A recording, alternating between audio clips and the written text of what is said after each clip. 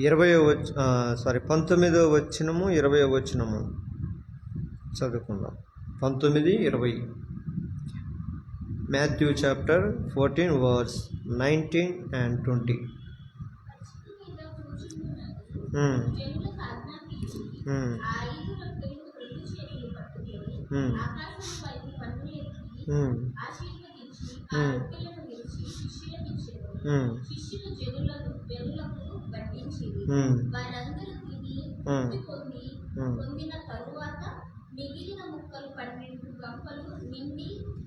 ఎత్తిరి. చాలు. దేవుడి వాక్యమును ఆశీర్వదించి దీవించినట్లుగా చిన్న ప్రార్థన చేసుకుందాం.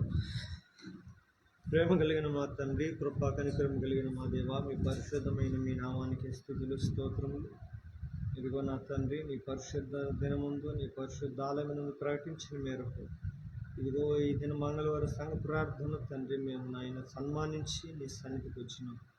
చేరువచ్చిన బిడ్డలను మమ్మల్ని దీవించండి, ఆశీర్వదించండి నాయన. నీ పాదపీఠం దగ్గర వచ్చి సాగిలు పడుతున్న మా మీద మీ కనికరము, మీ కృప, మీ దయ, మీ వాత్సల్యత మా ఎడలతో, మా కుటుంబ సంఘం ఎడలు చూపించండి.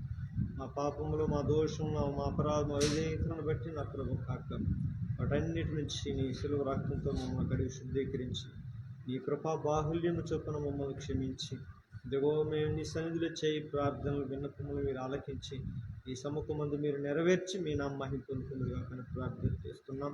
చదవబడిన వాక్యమును నాయన లేఖన వాక్యం దీవించి ఆశీర్వదించి నిలబడుతున్న దాసు నన్ను కూడా అభిషేకించండి, నీ ఆత్మతో నింపండి, నన్ను బలపరచండి నాయన. తండ్రి మాతో మాట్లాడుతున్నామని నీ ఆత్మ నడిపింపు నాకు దయచేయమని యేసు నామమున ప్రార్థించి అడిగి వేడుకుంటున్నాను తండ్రి.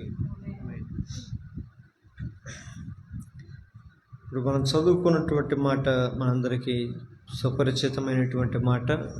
ఈ సందర్భం కూడా మనం పలుమార్లు అనేకమైనటువంటి సందర్భాల్లో కూడా మనం విన్నటువంటి మాటలు. ఏంటి ఈ అద్భుతం అంటే 5 రొట్టెలు 2 చేపలు 5,000 మందికి దేవుడు పంచటం.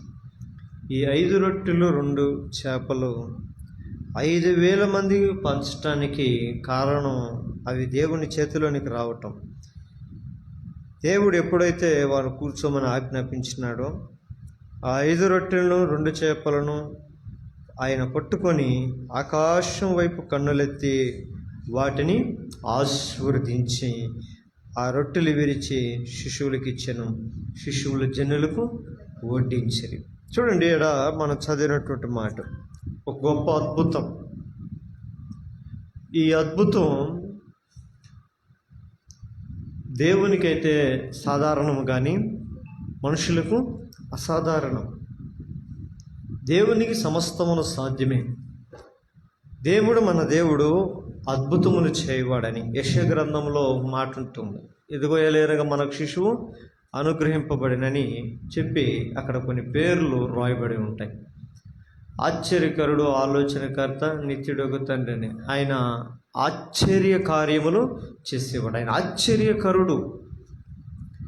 అంటే ఈ 5 రొట్టెలు 2 చేపలను 5,000 మంది పురుషులకు, అంటే కేవలం 5,000 మంది పురుషులు కాదు, అక్కడ స్త్రీలను పిల్లలను కాక కేవలం 5,000 మంది పురుషులని లెక్కించడం జరిగింది. అంటే స్త్రీలు ఎంతమంది ఉన్నారో, పిల్లలు ఎంతమంది ఉన్నారో ఆ లెక్క ఇంచుమించు ఎక్కువగానే ఉంటుంది. స్త్రీలు అన్న తర్వాత పురుషులు అన్న తర్వాత వాళ్ళ భార్యలు అయ్యి ఉండొచ్చు, లేదా వాళ్ళ చెల్లెళ్ళు అయ్యి ఉండొచ్చు, వాళ్ళ కుటుంబం అయ్యి ఉండొచ్చు, లేదా వారికి పిల్లలు ఉండొచ్చు.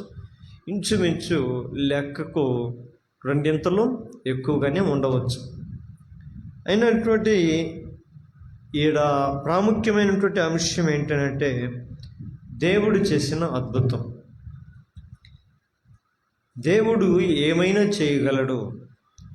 ఆయన చేయటానికి ముందుగా మనం జ్ఞాపకం చేసుకోవాల్సింది ఈ సంఘ ప్రార్థనలో మన ప్రాముఖ్యమైనటువంటి అంశం ఏంటంటే 5 రొట్టెలు 2 చేపలు 5,000 మందికి పంచేటట్లుగా ఎలా మార్చబడ్డాయి అనేది మనం జ్ఞాపకం చేసుకోవాలి. అంటే తక్కువ వాటితో ఎక్కువ మందికి ఇవ్వటం. ఇప్పుడు మనం రేషన్ దగ్గరికి వెళ్తే, నేను లాస్ట్ టైము నాకు పెడమం సంద్రాల్లో రేషన్ కార్డు ఉండింది. నేను అక్కడి నుంచి ఇక్కడికి ఇల్లు షిఫ్ట్ అయ్యి ఇక్కడికి వచ్చిన తర్వాత ఆ రేషన్ కార్డు ఎత్తుకొని వెళ్ళి నేను ఇక్కడున్న రేషన్ షాప్లో రేషన్ అడిగితే వాళ్ళు అనేవాళ్ళు, మా ఏరియా వాళ్ళకి సరిపోతాయి, మీకు ఇచ్చే అవ్వదని. అక్కడికి వెళ్తే వాళ్ళు అనేవాళ్ళు, ఇల్లు చేంజ్ చేసావు కదా, నువ్వు అక్కడికి వెళ్ళి తీసుకోవచ్చు కదా అని వాళ్ళు అంటారు. అయ్యా వాళ్ళు ఇవ్వట్లేదయ్యా, మాకు సరిపోవు, మాకు రేషను మా ఏరియా వాళ్ళకే సరిపోతాయని అంటే, అదేం అట్లా అనేక రూల్స్ లేదు, కంప్లీట్ చేయండి మీరు అనేవాళ్ళు. అయితే చూడండి, కొన్ని దాంట్లో మనకు అర్హత కలిగి ఉన్నా కూడా లోకంలో కుదరని పరిస్థితులు ఉంటాయి. కానీ దేవుని దగ్గర కుదరనిదంటూ, జరగనిదంటూ, అవ్వకూడనిదంటూ ఏది కూడా లేదు. ఆయన ఏమైనా చేయగలడు. ఇందాక పాట పాడుతూ వచ్చాం, ఆయన ఏమైనా చేయగలడు, చేస్తాడు కూడా. అందుకని ఇక్కడ చేసి చూపించినాడు. ఇక్కడ 20 వచ్చినట్టు, వారందరూ తిని తృప్తి పొందిన తర్వాత మిగిలిన ముక్కలు 12 గంపల నిండా వెత్తినారు. ఇక్కడ 12 గంపల నిండా ఎందుకు ఎత్తాలి? 20 గంపలు ఎత్తచ్చు కదా, 30 గంపలు ఎత్తచ్చు కదా, లేకుంటే ఇంకా ఎక్కువ 5,000 గంపలు ఎత్తచ్చు కదా. దేవుడు చేయలేడా? చేయగలడు. కానీ కేవలం 12 గంపలు మాత్రమే ఎందుకు ఎత్తగలిగినారు, మిగిలించినాడు దేవుడు అని అంటే, అందులో ఆత్మీయమైన అర్థం ఏంటంటే, యేసు ప్రభుని ఎంతమంది వెంబడిస్తున్నారు ఆ రోజు? 12 మంది శిష్యులు. ఈ 12 మంది శిష్యులకి తలా ఒక చేతికి ఒక బుట్ట చేతికి వచ్చేటట్లుగా, గంప చేతికి వచ్చేటట్లుగా దేవుడు మిగిల్చినాడు. ఎందుకు శిశువుల చేతుల్లోనికి వచ్చేటట్లుగా 12 గంపలు తయారు చేసినాడు అంటే, ఇప్పుడు మనం ఈ పైనుంచి మనం చూసుకుంటే మనకు అర్థమవుద్ది. 13వ వచనం నుంచి చూసినప్పుడు మనం అర్థమవుతుంది. శిశువులు ఈ యొక్క పరిస్థితుల్లో యేసు ప్రభు అంతకుముందు జరిగిన సంఘటన ఏంటంటే, బాప్తిసం ఇచ్చే యోహాను యొక్క తల నరికేసిన తర్వాత ఆయన ఆ విషయం తెలుసుకొని ఆయన అరణ్యంలోనికి వెళ్ళిపోతాడు ఏకాంతంగా ఉండటానికి. ఆయన అరణ్యంలోకి వెళ్ళిపోయిన తర్వాత జనసమూహాలు, అనేకమైనటువంటి ప్రజలు ఆయన్ని వెతుక్కుంటూ ఆయన అరణ్యమునకు వెళ్ళి ఉన్నాడనే సంగతి తెలుసుకొని ఆయన్ని దగ్గరికి వెళ్ళటానికి అందరూ పూనుకొని ఆయన దగ్గరికి వెళ్తారు. ఆయన అక్కడికి వచ్చిన తర్వాత, అందరూ వచ్చిన తర్వాత యేసు ప్రభు వారందరిని చూసి కోప్పలేదు. ఎందుకు? నా ఏకాంతతను పాడు చేయడానికి వచ్చినారా? మీకు బుద్ధి లేదా, కామన్ సెన్స్ లేదా అని ఏమన్నా. ఇప్పుడు మనం ఏదన్నా ఒక ఏకాంతంగా ఎడన్నా మనం ఉన్నామనుకోండి, ఎవరైనా డిస్టర్బెన్స్ చేస్తే ఎట్లా ఉంటుంది? మన కోపం వచ్చేస్తుంది. బాగా ఏదన్నా బిజీగా ఉన్నప్పుడు పాస్టర్ ఫోన్ చేసి పలాందెక్క పోతారంటే ఎట్లా ఉంటుంది? ఇరిటేషన్ వచ్చేస్తుంది. రాదు సతీష్? నీకు రాదేమో కదా. కొంతమంది అబ్బాయి ఈ పాస్టర్ ఎప్పుడు కరెక్ట్గా ఈ టైంలో చేయాలా, నా భార్యతో నేను బయటికి పార్కు పోవాలనుకుంటున్నాను, నా భార్యతో నేను షాపింగ్ మాల్ పోవాలనుకుంటున్నాను, నా భార్యతో నేను ఎక్కడికి పోవాలనుకుంటున్నాను, లేదా నా పిల్లలతో నేను పలాందెక్క పోవాలి. ఈ పాస్టర్కి ఏమీ పని లేదు. పిలిస్తే వచ్చేవాళ్ళు ఎవరు? ఈ శిష్యుల కొరకు ఎలాంటి పరిస్థితి అయ్యానంటే, ఆయన అరణ్యంలో ఉన్నారు అని ఎరిగినప్పటికీ ఆయన్ను వెళుతున్నటువంటి వారిని, వచ్చినటువంటి వారందరూ చూసి దేవుడు ఏం చేశాడంటే, కోపపడలేదు కానీ, ఇరిటేషన్ అవ్వలేదు కానీ, వారు తిట్టలేదు కానీ, ఆయన అంటాడు, నా ఎద్దకు వచ్చి వారిని ఎవరిని కూడా త్రోసివేయని అంటాడు. అంత మాత్రమే కాదు, వచ్చిన వారి మీద ఆయన కనికర పడినని బైబిల్లో రాయబడింది. దేవునికి స్తోత్రము కలుగును గాక. ఆయన కనికర పడతాడు. కనికర పడటమే కాదు, కనికరపడి వారికి దేవుని వాక్యమును బోధించి సాయంకాలం వరకు బోధించి చీకటి పడ్డదంట. చీకటి పడ్డ తర్వాత శిశువులు యేసుప్రభు దగ్గరకు వచ్చి అప్పుడు అంటారు, యేసుప్రభు ఇప్పటికే పొద్దుపోయింది, చాలా టైం అయిపోయింది, ఇది మనం ఉండేది అరణ్య ప్రాంతం, పట్టణానికి లేదా ఊరికి చాలా దూరంలో ఉన్నాం మనం, కాబట్టి వీళ్ళని వీలైనంత తొందరగా, ఎంత తొందరగా వీరిని వాపసు వెనక్కి పంపించేస్తే అంత మంచిది కనుక తమ తమ ఇండ్లకు, తమ తమ ఇంట్లకి వారు, ఊర్లకి వారిని మనం పంపివేద్దామని దేవునితో చెప్తారు. అప్పుడు దేవుడు వారి వైపు చూసి, అలా కాదు, నేను వారి మీద కనికరపడుతున్నాను. ఆ కనికరం దేవుని వాక్యం బోధించడం మాత్రమే కాదు, దేవుని మార్గమును, దేవుని ఉపదేశమును, దేవుని ఉద్దేశమును బోధించడమే కాదు, నేను వారికి శారీరకంగా కూడా వారిని తృప్తిపరచాలని నేను ఆశపడుతున్నాను, కాబట్టి మీరే వారికి భోజనము పెట్టాలి అని శిష్యులతో అంటాడు. ఇప్పుడు నేనే పెడతానని యేసుప్రభు అంటే ఏ సమస్య లేదు ఆడ. అర్థమవుతుందా? ఆయన అంటాడు మీరే వారికి భోజనం పెట్టాలి అన్న తర్వాత వీళ్ళు కొద్దిగా అవాక్ అయిపోతారు. ఎందుకు అవాక్ అవుతారు? వీళ్ళు పండుగ పోయేవాళ్ళు కాదు, యేసు ప్రభుతో తిరిగే వాళ్ళే వీళ్ళు. ఆయన ఇస్తే తినేవాళ్ళు, ఆయన పెడితే తినేవాళ్ళు, ఆయన ఎక్కడుంటే అక్కడ ఉండేవాళ్ళు. అంతేగాని పనులకి ఉద్యోగాలకి వెళ్ళేవాళ్ళు కాదు ఈయన శిష్యువులు. వీళ్ళు ఆశ్చర్యపోయారు. అప్పుడు అంటారు, ప్రభా నీకేమైందయ్యా? ఇంత గొప్ప జనసమూహమునికి మనం ఆహారం పెట్టాలంటే అది సాధ్యం కాదు. అంటే ఎందుకు సాధ్యం కాదు అని దేవుడు వాళ్ళని అడుగుతాడు. అప్పుడు వాళ్ళు అంటారు, ఎందుకంటే అటంటావు, మన దగ్గర అంత డబ్బు లేదయ్యా, మన దగ్గర అంత స్తోమత లేదు, మన దగ్గర అంత ధనము లేదు అన్నప్పుడు వారిలో ఉన్నటువంటి మనం చేయలేము, మన వల్ల కాదు, ఇది మనకు అసాధ్యము అని చెబుతున్న మాటలు దేవునికి నచ్చలేదు. దేవునికి నచ్చలేదు. ఆయన ఈ శిశువులు ఏదన్నా వేరే రకంగా చెప్పుంటే ఆయన సంతోషపడి ఉండేవాడు. ప్రభా నీకు అసాధ్యమే ఉందయ్యా, నువ్వు రోగులను స్వస్థపరిచావు, కుంటి వారిని బాగు చేసినావు, గుడ్డి వారిని బాగు చేసినావు, చెవిటి వారిని బాగు చేసినావు, చనిపోయిన వారిని బ్రతికించినావు, నువ్వేమైనా చేయగలవు. ఇప్పుడు కూడా వీళ్ళందరూ తృప్తిపరచాలి, ఇంతమందికి భోజనం పెట్టాలంటే అది నీవే చేయాలి, అది మా వలన కాదు అని చెప్పుంటే వేరే విషయం కదా. వీళ్ళు అట్లా చెప్పాల, అలా కాదు ప్రభువా, అది అసాధ్యము అని చెప్పినప్పుడు వారి యొక్క లో ఉన్నటువంటి అవిశ్వాసాన్ని తీసివేయటానికి దేవుడు ఇష్టపడతాడు. అందుకని 12 గంపలు మిగిలిచ్చినాయి. కుదరదు, అవదు, సాధ్యం కాదన్న వారు ఒక్కొక్కరి చేతులు ఎన్ని ఉన్నాయి?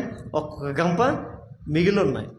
ఈ 12 గంపలు వారి చేతులకి రావటానికి ఆ దేవుని చేతులకి వచ్చింది ఎన్ని? అంతే, ఒక ప్లేట్ అనుకుందాం. ఒక మనిషి తినే భోజనం అనుకుందాం. ఒక మనిషి తినేది దేవుని చేతుల్లోకి వస్తే ఇప్పుడు 12 మంది శిష్యుల్లో 12 గంపలు మిగిలినాయి. ఒక్కొక్క గంప తక్కువ ఉన్నాయి, ఒక 10 మంది తినొచ్చా? ఆ గంపలు ఎలా ఉంటాయో మనకు తెలియదు. నాకు తెలిసి సుమారైనవి ఉంటాయి. అంటే రొట్టెలు వేసే గంపలు పెద్దగానే ఉంటాయి, లేకపోతే చిన్నగా ఉండొచ్చు, ఎలా ఉండొచ్చు.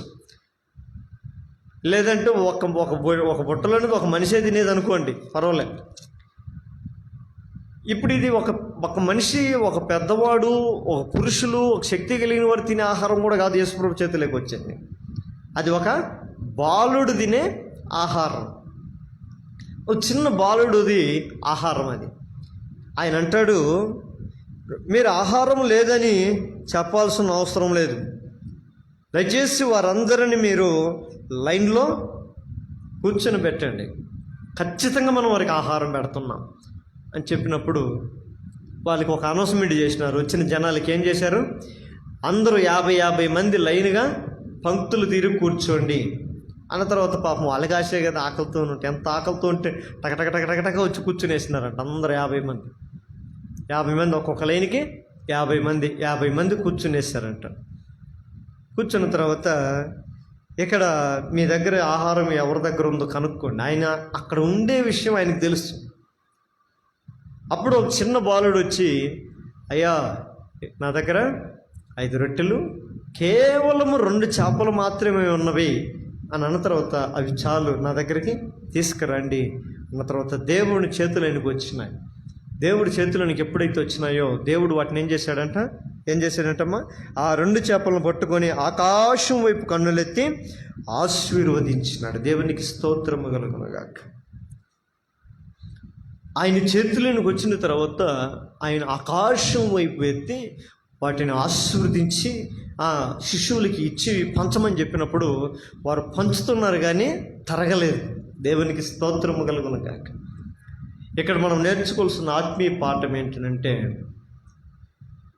ఈ రకమైనటువంటి తృప్తికరమైన జీవితం, వారు ఎప్పుడైతే పంచబడినటువంటి రొట్టెలు తిని అక్కడ ఉన్న వాళ్ళు ఏమయ్యారంట? అరకొర తినుకొని పోయారా? చదవండి అమ్మ మాట 20వ వచనము. వారు తిని చాలు ఏమంటున్నారు? వారందరు తిని ఏమయ్యారంట? తృప్తి కూడా చెంది ఉన్నారు. ఇప్పుడు మనం ఏమంటాం? సరిపోకపోతే ఏమంటాము? సర్దుకొని తినండి. ఇప్పుడు బల్ల మనం చేస్తాం, ఆదివారం బల్ల రొట్టె. ఏమంటాం? మనిషికి ఒక రొట్టె ఇచ్చేకవుతుంది. మా నాన్న చర్చిలో వాక్యం చెప్తున్నప్పుడు కొంతమంది వచ్చేవాళ్ళు, అప్పుడు కొత్తగా వచ్చి బాప్తిసం తీసుకున్న తర్వాత కొంతమంది సగం ఇరుచుకునేవాళ్ళు. ఒక ఆమె అట్లా వెళ్ళి ద్రాక్ష రసం ఇస్తే ఆ గ్లాసు గుట్ట తాగేసింది మొత్తం.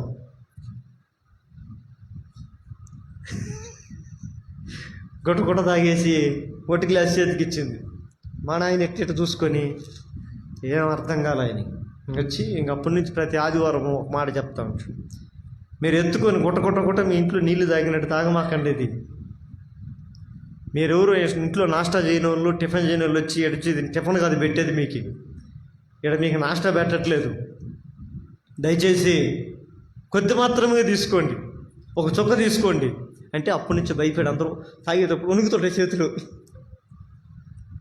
రొట్టె ఇరిసేటప్పుడు కొంతమంది గోర్లు ఇరుక్కొని ఉంటుంది, పూర్తికి కూడా తీసుకుని కొంతమంది ఇట్టన్నప్పుడు అయితే రాదు. గట్టిగా ఉన్నప్పుడు ఒకసారి ఆ గోర్లు ఇరుక్కుంటే సార్లే ఎక్కువసేపు చేస్తే మళ్ళీ ఫాస్ట్గా రాడేమో ఎక్కువ తీసుకుంటాను అనుకుంటారని ఆ గోర్లోకి వచ్చిన దాన్ని ఎట్టొక్కటి సర్దుకొని ఇరుక్కొని తినేవాళ్ళు కూడా.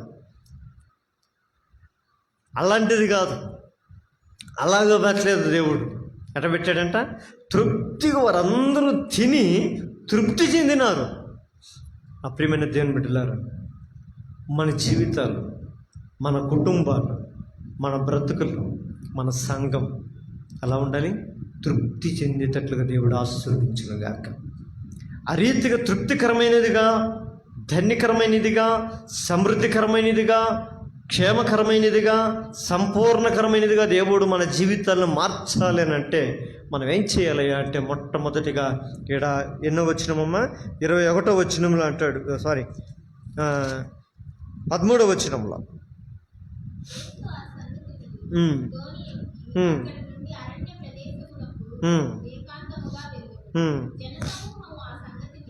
ఆ సంగతి విని చాలు. ఇటు మొట్టమొదటిగా అలాంటి అద్భుతాన్ని వారి జీవితంలో చూడడానికి ముందు జరిగిన కార్యం ఏంటంటే యేసు ప్రభుని వెంబడించేవారుగా వీరుంటున్నారు. దేవునికి స్తోత్రం. మన జీవితాల్లో కూడా తృప్తికరంగా ఉండాలి, మన బ్రతుకులు కూడా తృప్తికరంగా ఉండాలి.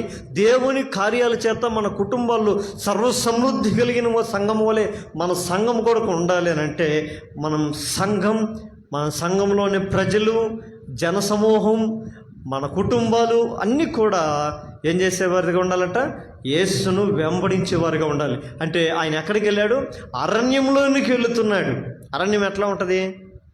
అరణ్యంలో ఏమై దొరకవు, అక్కడ వనరులు అనుకూలంగా ఉండవు. దేవుని వెంబడించేవారుగా ఉండాలంటే కష్టంలో, శ్రమలో, బాధలో, ఇబ్బందుల్లో, వేదనలో దేవుణ్ణి వెంబడించేవారుగా ఉండాలి. ఈరోజు చాలామంది సంఘములో దేవుణ్ణి కొరకు ఆశీర్వాదాల కొరకు వచ్చేవారే కానీ, దీవెనల కొరకు వచ్చేవాళ్ళే కానీ, వారు బాగుండాలని వచ్చేవాళ్ళే కానీ, దేవుడు అరణ్యంలోనికి వెళ్ళున్నాడు.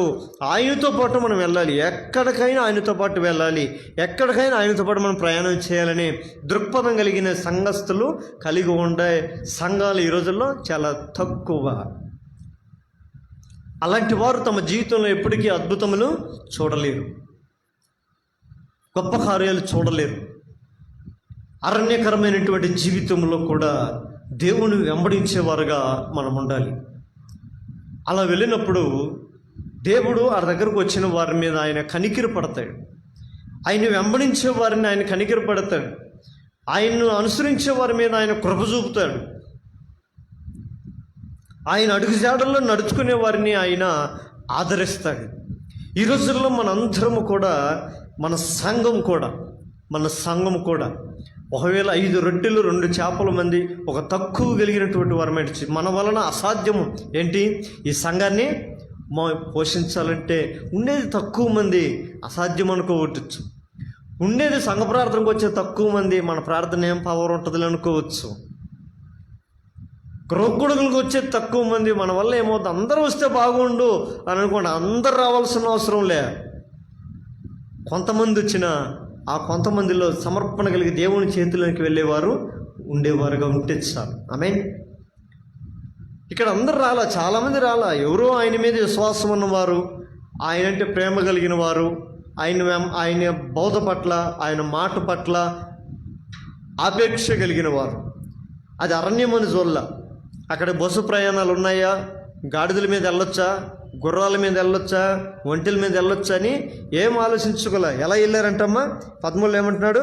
ఖాళీ నడకన ఆయన వెంట వెళ్ళారు నడిచి. ఇప్పుడు మనకు బండ్లు ఉన్నా రాము, కార్లు ఉన్నా రాము, వస్తామా? రారు. దేవుడు మనకు ఆశీర్వదించి 2 వీలర్లు ఇస్తే అవి మన పనులకు వాడుకుంటాం, కానీ దేవుని పనికి వాడరు. అందుకని అపోస్తలుడైన పౌలు అంటాడు, ప్రతి వారు తమ సొంత కార్యములు మాత్రమే కాక ఏం చూడాలట? యేసుక్రీస్తు కార్యములు కూడా చూడవలెను కదా.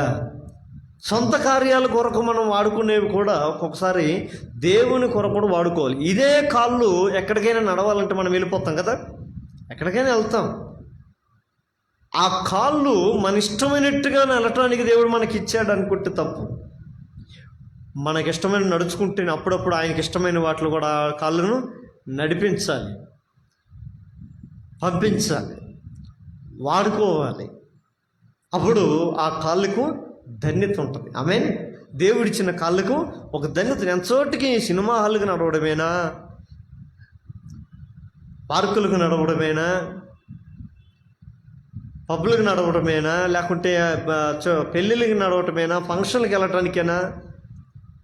వాటితో పాటుగా దేవుని దగ్గరకు వచ్చే కాళ్ళు వలె సంఘములో ఉండే ప్రతి కాలు దేవుని కొరకు నడిచేటట్లుగా దేవుడు దయచేయను గాక. ఆ రీతిగా నడిచినారు, ఆ రీతికి వాళ్ళు వచ్చిన వారిని దేవుడు కనికిరపడ్డాడు. ఇక్కడ జరిగిన ప్రాముఖ్యమైన విషయం, కనికిరపడి ఏం చేశాడు అయ్యానంటే వారి అక్కరనేమిటో ఎరిగినాడు. దేవునికి స్తోత్రం. వారి దేని నిమిత్తం వచ్చినారు ఎరిగినాడు ఆయన. అందుకని ఆయన వచ్చిన వారి మీద కనికిరపడి ఏం చేశాడమ్మా? చూడండి ఆడ 14.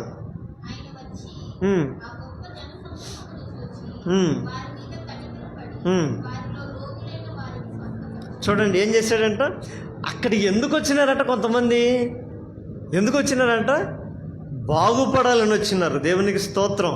అంటే బాగుపడాలి, మేలు పడాలి. కొంతమందికి బాగుపడాలంటే ఏం కావాలా? కొంతమంది రోగులు ఉన్నారు, వాళ్ళల్లో బలహీనులు ఉన్నారు, కొంతమంది వారిలో ఆత్మీయతలో బలహీనత కలిగిన వారుగా ఉన్నారు, శారీరక బలహీనత కలిగిన వారు ఉన్నారు, ఆర్థికంగా నలిగిపోయిన వారు ఉన్నారు,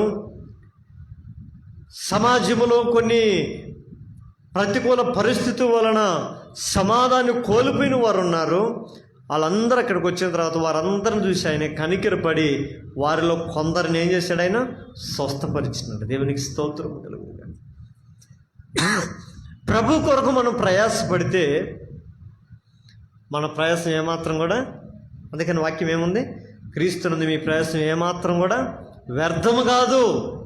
వీళ్ళు కాలినడకన ప్రయాసపడి దేవునితో నడిచి వెళ్ళారు. వాళ్ళలో కుంటోళ్ళు ఉంటారు, గుడ్డోళ్ళు ఉంటారు, మూగోళ్ళు ఉంటారు, చెవిటోళ్ళు ఉంటారు, ఎలాంటి అంటే రోగాలు వస్తారు, అందరూ ఉంటారు కదా. వీళ్ళు ప్రయాసపడి వెళ్ళినందుకు నిష్ప్రయోజనంతో ఏమన్నా తిరిగి వచ్చారా? ఎంతమంది అయితే తమ పరిస్థితులు బాగలేక దేవుని దగ్గరికి వెళ్ళారో వారిని ఆయన స్వస్థపరచును. ఈరోజు మన జీవితాలు బాగుండాలంటే, మన బ్రతుకులు బాగుండాలంటే ఖచ్చితంగా మనం ఈ లోకంలో నుంచి ఎప్పటికప్పుడు దేవుని సన్నిధికి చేరేవారుగా మన ముందుగాక. ఆయన దగ్గరకు మనం రావడానికి ఏ ఆటంకాలు, కొన్ని అభ్యంతరాలు మనకు ఉంటాయి. వాటిని జయించే వరంగా ఉండాలి, వాటిని అధిగమించే వరంగా ఉండాలి. అందుకని దేవుని వాక్యం అంటుంది, ఈ లోకమును జయించిన విజయం ఏదన్నా ఉందేనంటే అది మన విశ్వాసమే. దేవునికి స్తోత్రం. ఏంటంట? మనము దేవుని మీద మనకు నిజమైన విశ్వాసం కానీ ఉంటే, దేవుని పైన మనకు నిజమైన నమ్మకం ఉంటే, నిజమైన నమ్మకం ఉంటే మనం ఈ లోకాన్ని ఏం చేస్తాం? జయించగలుగుతాం. మన బలహీనతలు జయించగలుగుతాం, మన అడ్డంకులు జయించగలుగుతాం. వీటన్నిటిని జయించి దేవుని ఎడల మనకున్న విశ్వాసమును బట్టి, నమ్మకమును బట్టి ఆయన దగ్గరకు మనము చేరగలుగుతాము. చేరి వచ్చిన ప్రతి ఒక్కరిని ఆయన స్వస్థపరిచెను. ఆమేన్. అందుకని ఇక్కడికి వచ్చిన వారిని ఆయన గుర్తెరిగినాడు, వారి అక్కర్లను ఎరిగినాడు. రెండవదిగా వారి అక్కర్లను తీర్చినాడు. 2 రకాలుగా తీర్చినాడు. ఆత్మీయంగాను వారిని స్వస్థపరిచి, ఆత్మీయ సంబంధమైన లేఖన వాక్యమును ఉపదేశమును బోధించి కూడా వాళ్ళకి రెండవదిగా శారీరక సంబంధమైన తృప్తిని కూడా దేవుడు ఇవ్వటానికి ఇష్టపడుతున్నాడు. వారి అవసరతను, వారి అక్కరను గుర్తెరగటమే కాదు, దాన్ని తీర్చేవాడుగా కూడా ఆయన ఉంటున్నాడు. అందుకని ఇక్కడ శిశువులైతే ఏమనుకుంటున్నారు, వాళ్ళు పంపించేయాలని చూస్తున్నారు, వాళ్ళు తరిమేయాలని చూస్తున్నారు. ఈ రోజుల్లో కూడా కొంతమంది కొన్ని గొప్ప గొప్ప సంఘాల్లో 10,000 మంది 5,000 మంది ఉంటారు. 1.5 గంట సర్వీస్ ముగించి కానుకలు పెట్టించుకొని ఏం చేస్తారు, బాయ్ సీ యూ, వెళ్ళిపోవాల. ద గ్రేట్ భగత్ సింగ్ గారు అంకుల్ గారు ఈ ప్రతి ఆదివారం దేవుని మందిరంలో ఆహారం ఉండాలి అనే విషయాన్ని ఆయన ఈ లేఖన వాక్యాల ద్వారా అర్థం. దేవుడు భౌతికమైనటువంటి వాటిని ఇచ్చేవాడే, దానితో పాటుగా ఆత్మ సంబంధమైన వాటిని కూడా బోధిస్తాడు. రెండింటికి ఆయన ఇంపార్టెంట్ ఇస్తాడు. ఆయన అంటాడు, వారు ఒకవేళ ఆకలితో పోవుట నాకు ఏమాత్రము కూడా ఇష్టము లేదు, వారిని ఆకలితో పంపించటానికి నాకు ఇష్టం లేదంటాడు. మార్కు సువార్త 6వ అధ్యాయంలో కూడా ఈ మాట ప్రాముఖ్యం ఏంటంటే, ఈ అద్భుతం 4 సువార్తల్లో రాయబడింది. ఇది ఆశ్చర్యం. కొన్ని అయితే ఒక సువార్తలు రాయబడింది, ఒక సువార్తలో రాయబడలేదు. కానీ ఇది మాత్రం అన్ని సువార్తల్లో 4 సువార్తల్లో రాయబడింది. ఇది అంటే దీనికి ఎంతో ఇంపార్టెంట్ ఉందని అర్థం. ఈరోజు మన సంఘం కూడా చిన్నది కలిగి చిన్న సమూహంగా అయి ఉండొచ్చు, చిన్న మంద అయి ఉండొచ్చు. చిన్న మంద దేవుడు ఇచ్చిన వాగ్దానం ఏంటి, చిన్న మంద భయపడకము, ఆయన మీకు రాజ్యం అనుగ్రహించుటకు ఆయనకు ఇష్టము కలిగి ఉన్నాడు. దేవునికి స్తోత్రం. చిన్న మందగా ఉండదు. ఒక అతను ఒక మేకను కొన్నాడు. ఒక మేకను కొని, ఎవరో మా బాబాయ్ నితీష్ తెలుసు కదా, నితీష్ వాళ్ళ నాన్న బలహీనుడని, ఇక కష్టపడే పనులు చేయలేడని ఏం చేశారంటే ఒక మేకను తీసుకున్నారు.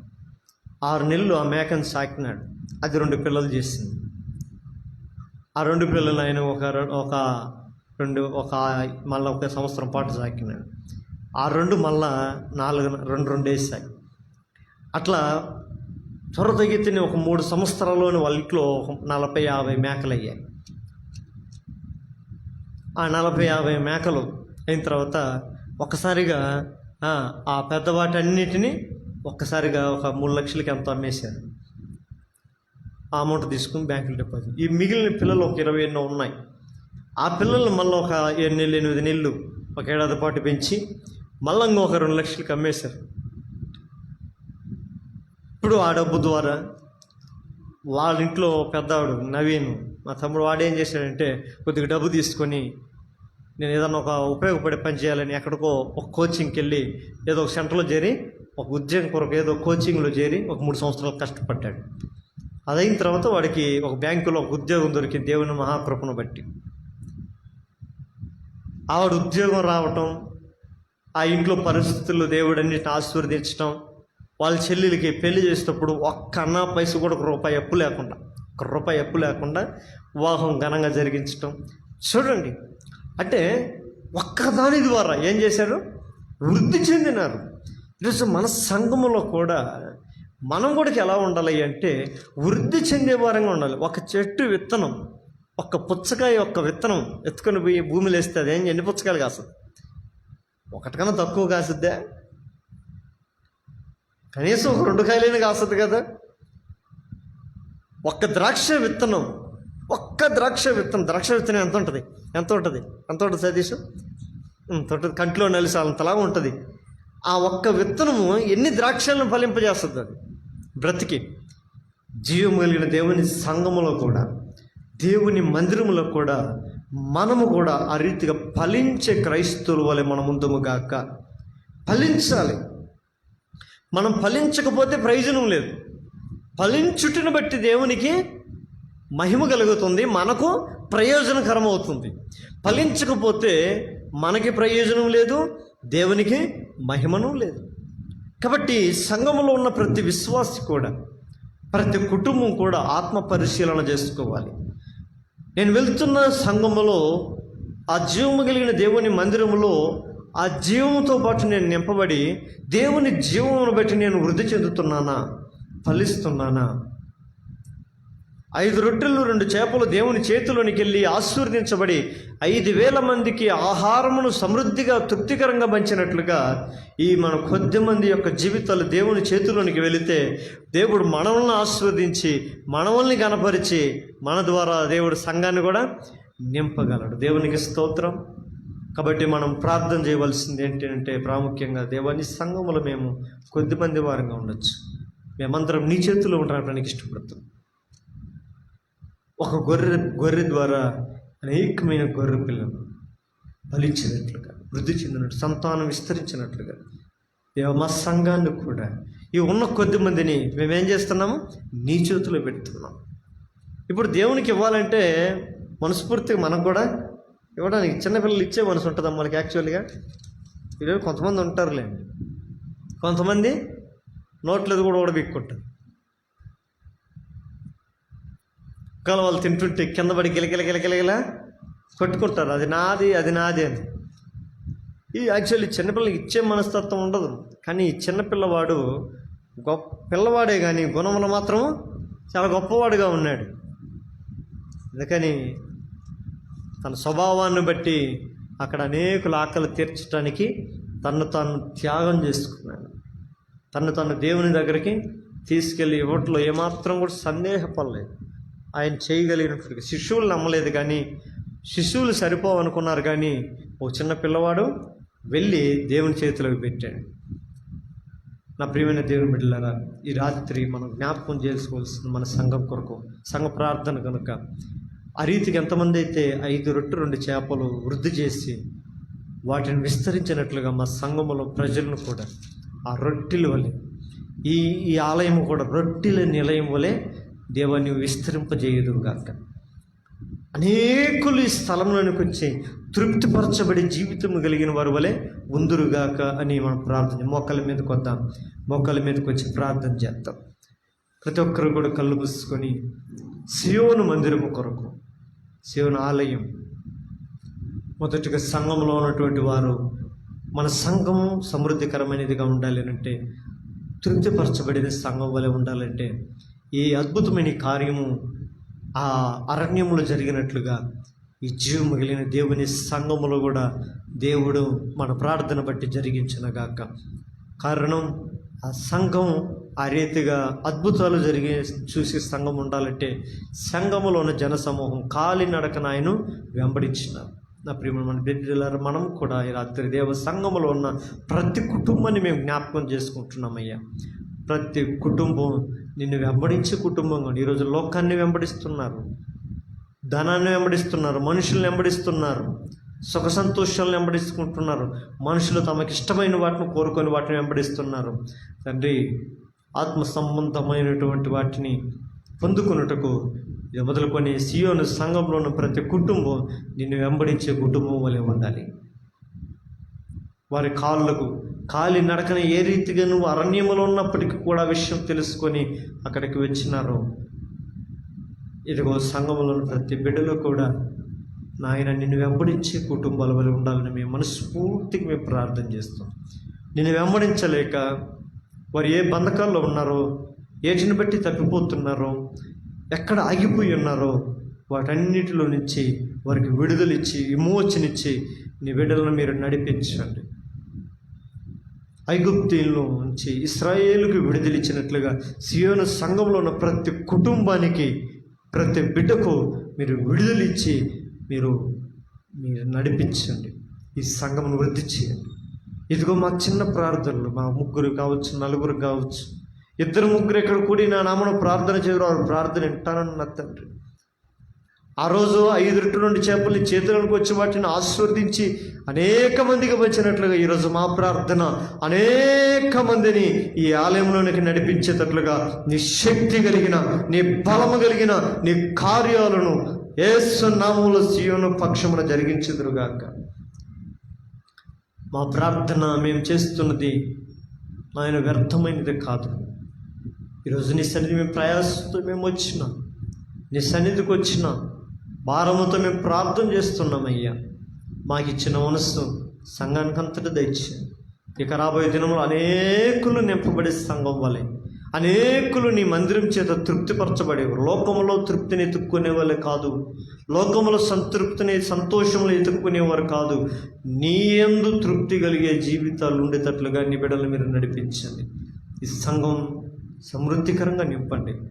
అనేక కృపావరములు వారిని మీరు నడిపించండి అని ప్రాముఖ్య వారం దేవుడు ఏ రీతిగా అయితే ఆ రీతిగా చేతులకు వచ్చిన రొట్టెలను ఆశీర్వదించి సంఘంలోని ప్రతి కుటుంబాలను, సంఘమును కూడా దేవుడు ఈ సంఘాన్ని ఆయన చేతులకి ఇద్దాం, ఆయన గొప్ప చెబుతాం. తండ్రి, ఈ పరిచర్య మీది, ఈ సంఘం మీది, మేమందరం ఇదిగో నీ శిష్యులు అంటే. ఒకవేళ మాలో అవిశ్వాసం ఉందేమో, అవిశ్వాసం తీసివేసేటట్లుగా వారి చేతులను ఒక్కొక్క గంపను ఎత్తేటట్లుగా చేసినట్లుగా మా కుటుంబంలో, సంఘంలో అనేకులు కూడా మేము అనేకమైనటువంటి కుటుంబాలను మేము కూడా ఈ స్థలంలో చూసినట్లుగా మా ప్రార్థన ఆలకించి మాలో ఇక మొదలుకొని మేము అవిశ్వాసాలకు ఇంకా హెచ్చుగా ఇంకా మేము భారంగా ప్రార్థన చేయనట్లుగా ప్రతి ఆదివారం అనేకమైన కుటుంబాలు ఈ స్థలం నింపబడినట్లుగా హెచ్చుగా మేము విశ్వాసంతో వృద్ధి చెందినట్లుగా నీ అద్భుతమైన కార్యాలు సియోను పక్షమును జరిగించుదురుగా కానీ ప్రార్థన చేసుకుందాం.